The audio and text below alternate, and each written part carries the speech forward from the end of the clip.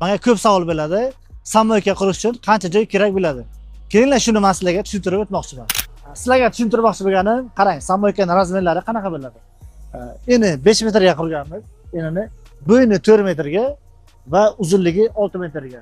Shunda bizaga 5 ga 6, bo'yi 4 metr bo'lyapti. Va yana ko'rsatmoqchi bo'lganim, qanaqa qurish kerak bo'ladi.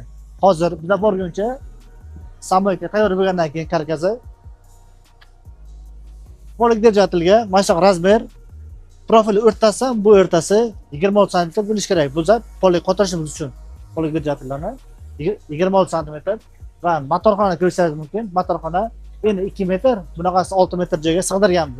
Bu yerda osimiz 4 ta bochka qamab sig'gan va hozir yana ko'rsatmoqchi bo'lganim, kanalizatsiya qanaqa bo'ladi? Kanalizatsiya har bitta boksning o'rtasida joylashgan va unga biz sachkani ukron qilganmiz bir tomonga, o'rtaga suv ketadigan qilib va hammasidan suv o'tib keladi. Buni suvi birinchi kelma chuqurga tushadi.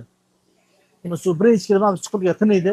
Bundan keyin kengisiga o'tadi, bundan ham tiniydi va uchinchisidan chiqib ketadi kanalizatsiyaga. Chunki kanalizatsiyaga mumkin emas unaqa yomon suvni chiqarib yuborish. Shu uchun 3 ta sonni qo'yganmiz. 4 ta boksga 27 ga 6 ni qurib qo'yganmiz va bunga qarab, mashinaga qarab sushka joyini kengroq qilib qo'ysangiz, o'zingizga yaxshiroq bo'ladi. Va klient ham kelganda mazza qilib xohlagan vaqt yuvib, bemalol chiqib ketadi.